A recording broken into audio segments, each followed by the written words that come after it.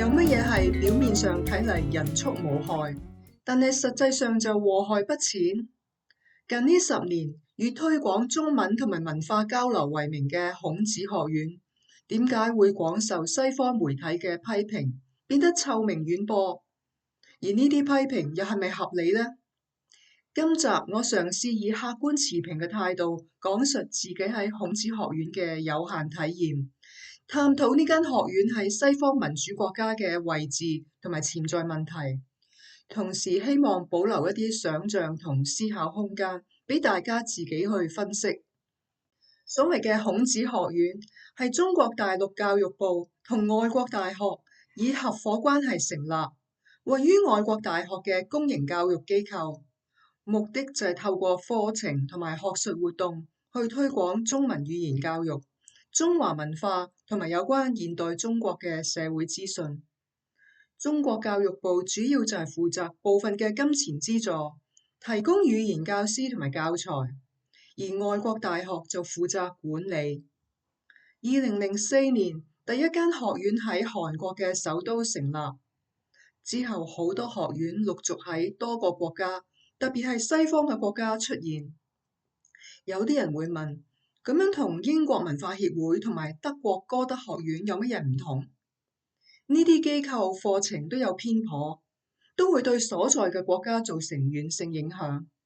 不過呢啲都係民主國家，好大嘅分別就係對於過往犯過嘅錯事，勇於承認同埋公開討論，而中國暫時都未做到。於是孔子學院喺西方嘅國家對普世價值同埋學術自由造成潛在嘅威脅。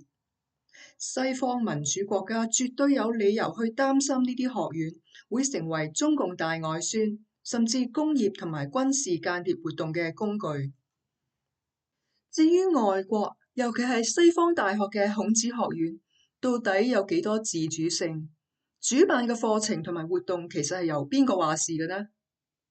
據聞每間學院其實都唔同㗎，有啲學院由西方國家自己設立教材，聘請部分嘅教師，同埋訂立每個活動嘅題目同內容，所以嗰啲內容經常觸及禁忌，甚至批評大陸政府。其他西方國家嘅孔子學院就試過請嚟大陸嘅董事，企圖粗暴咁干預學術自由。例如將有關台灣嘅資訊喺學術研討會嘅手冊嗰度刪除。澳洲布里斯本嘅孔子學院仲誇張，有位嚟自大陸政府嘅頭，竟然推薦中國大使館嘅大使做嗰間學校嘅兼任教授。嗰個教授後來更加鼓勵大陸學生去攻擊喺校園示威嘅香港人添。唔少西方國家嘅孔子學院已經喺各方壓力之下關閉。10幾年前，我曾經接受一間位於英國嘅孔子學院邀請，參與一個有關亞洲英語作家嘅大型活動。點解我居然會應邀嘅？當時嘅孔子學院出現咗好短時間，未受廣泛報導，廣受爭議係後來先至發生嘅。我見到學院以孔子命名，淨係覺得比較老土，咁個活動唔老土咪得咯。至於我又唔係咩作家，淨係偶然會寫下評論，咁學院點解會揾我出席個活動？大概係機緣巧合，負責人喺網上嗰度讀到我嘅評論，或者要湊夠人數，於是有才華嘅老前輩同埋籍籍無名比較年輕嘅一齊邀請。活動喺新落成嘅學院同埋鳥語花香嘅環境之下舉行，為期3日3夜。機票同埋膳食費用全免，仲有額外100英鎊嘅酬勞添。我記得當時嘅嘉賓人數大約係10幾人，有美國大學嘅華裔系主任，亦都有全職寫作人，當中有唔少係大陸出世，後來旅居英美多年嘅作家，仲有一位嚟自馬來西亞以英語出版小說嘅華人作家。雖然嘉賓絕大多數都係華人，不過就連嚟自英國嘅印裔作家都有一個。我哋第一晚喺附屬嘅西餐廳晚飯，我食得好開心，但係菜肴太豐富啦，我食剩咗唔少。有位嘉賓仲笑我話我 eat like a bird 添。我仲記得臨走之前嗰晚，學院喺附近嘅中餐館招呼我哋。當時大家熟絡咗，雖然背景唔同，但係文化同埋喜好都好接近，於是傾得好開心。食完之後，我仲同幾位嘉賓到佢哋間房度繼續閒談。臨走嗰陣，居然有啲唔捨得添啊！你可能覺得奇怪，咁間學院有問題噶嘛？我當時唔知佢背景啫，照道理冇可能會享受個活動噶。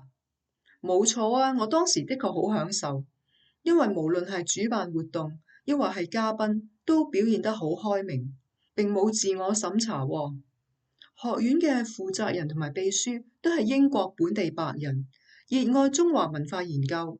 仲有一位嚟自台灣嘅學生助理，佢喺閒談之間透露自己係綠營嘅，支持民進黨，不過就唔會歧視大陸人。大陸出世嘅嘉賓大談文革同埋六四大屠殺，一啲避忌都冇。我就係因為呢個活動，第一次得知天安門母親呢個組織。主辦人更加向大家重點推介美國星級華人作家李奕雲。李奕雲喺作品經常將大陸，無論係文革時代抑或係現代嘅，描寫得好黑暗，就係連西方人睇完都會覺得好震驚。呢位作家唔係嘉賓之一，我之所以提到佢，係想強調呢個活動當時嘅狀況，同後來孔子學院受人非議嘅新聞所展現出嚟嘅，真係天淵之別。呢個活動令我回味嘅唔單止係酒店同埋食物，仲有同其他嘉賓嘅交流。呢個唔係我一廂情願嘅諗法嚟㗎。我仲記得整整一年後，其中嚟自大馬嗰位嘉賓主動同我聯絡，佢話好掛住大家喎。不過我同另一位長輩級嘅嘉賓就完全斷絕任何形式嘅交往。我好少純粹因為政治立場同人絕交，因為我經常提醒自己唔好受到意識形態所支配，所以都盡量去包容政見唔同但係有禮貌嘅人。不過呢位仁者絕對係令我厭惡嗰種瘋狂人版。話說佢由大陸走到去美國居住咗30幾年，仲不斷埋怨美國人權同埋歧視問題，又讚大陸各方面都比美國優秀，好似完全忘記咗自己當年千方百計要離開祖國咁。2019年嗰陣，佢喺社交平台話香港人喺英殖時代好可憐，生活到好似奴隸咁，又怪香港嘅黃絲搗亂，令佢哋重新得到尊嚴嘅祖國。某某喺佢社交平台話廣東話係語言唔係方言，呢個係語言學家大致上都認同嘅。佢就即刻鬧人哋擁護殖民主義同埋分裂祖國，但係佢根本就唔係主修語言學，亦都從來冇去過香港生活過。阿 Trump 再度當選美國總統，我真係好開心啊！因為我可以想像到佢呢一類嘅人要激到爆血管啊！近呢10年，我先知道孔子學院咁受爭議，回想起當年嘅活動，覺得有啲不可思議。我同一啲擁護民主嘅香港人講起，佢哋都表示我當年上咗當。嗰個政府就係要推行大外宣，使好多錢等參加嘅嘉賓為佢講好說話，而管理學院嘅白人，就算唔係政權中人，背景十分之清白，亦絕對係所謂嘅 useful idiots。呢個講法其實有根有據㗎。你唔見好多唔同種族同國籍嘅人，基於自身嘅利益，都好刻意説好中國故事，又貶低西方社會咩？有人甚至怪我同埋嗰班嘉賓一度成為極權嘅機器。佢哋話我哋由參加活動到表示正面評價，完全都係政權嘅計算之內。其中一位嘉賓露出真正面目，都印證咗呢個理論。假設我而家再收到孔子學院嘅邀請，當然就一定唔會再接受啦。但係我絕對唔認為自己曾經當上政權嘅棋子，因為我保留獨立嘅思考能力，同時好留意周圍嘅資訊，講得負面同埋庸俗一啲，就係奄尖聲悶啊。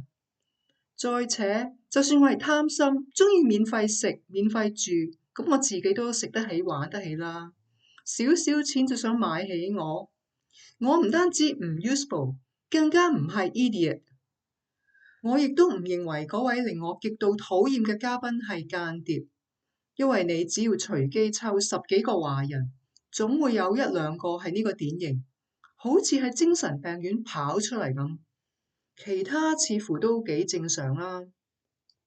例如大馬作家稱自己做華人，可能連大陸都未去過。至於喺學院工作嘅本地白人，大概當初都冇預計後來嘅爭議。其實將所有參與者都當成係棋子，又或者係國家機器嘅一部分，都係好反人性嘅觀點，因為咁樣係假設咗活生生嘅人欠缺自主性同埋獨立性。我因為呢個活動去留意姓李嗰位作家嗰啲咁灰暗嘅作品，對近代中國同埋國民嘅印象更加負面。咁呢個又點計呢？我仲要強調，我參與活動嗰陣，大陸仍然受上任嘅政府所統治。其實呢件事仲令我聯想起香港有啲民主派甚至本土派人士喺大陸上任政府統治嗰陣，曾經去過嗰度讀書。其實都並非唔可以理解。到咗後來，有人質疑佢哋嘅大陸學歷，其實對佢哋都唔係太公平咯。以上嘅活動係10幾年前嘅事，當年嘅負責人好似仲喺嗰度工作，但係又請嚟咗新嘅大陸管理人員同埋老師，極有可能訂立咗新嘅管理政策同埋舉辦唔同嘅活動。幾年前，學院招牌俾人破壞，用紅油寫上 CCP 大本營，連新聞都有報道啊！好多西方國家孔子學院關閉，但係好多間學院又保留喺度。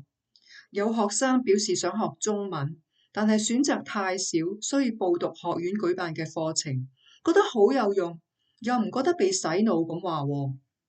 令人最驚訝嘅係德國憲法明確保護學術自由，但係好多間孔子學院仲喺嗰度生存緊。德國嘅大學表示確保學院遵從當地嘅法律，並冇侵犯學術自由。有人更加語重心長咁話，孤立獨裁國家長遠嚟講唔係好事。只要學院依從當地嘅法律，其實對中國同埋世界只有好處。今集完結之前，我要問下以下假設性嘅問題。如果孔子學院大部分活動都好似我當年參加嘅咁正面、咁包容同埋開放，你覺得有冇問題？假設10項活動9項都咁正面，只有1項係大外宣，咁嗰9項係咪都會成為大外宣嘅掩飾工具？咁如果10項活動10項都咁正面，咁又點呢？假設10間學院之中有9間都好開明，只有1間有問題。咁嗰9間係唔係會成為大外宣嘅遮醜布？如果所有學院所有活動都正面，同埋100% 依從西方法律同埋規條，又會唔會構成問題？會唔會因為佢哋有可能係間諜中心，所以佢哋嘅存在已經令你覺得唔舒服？中共政府又肯唔肯花咁多錢去成立開明開放嘅孔子學院呢？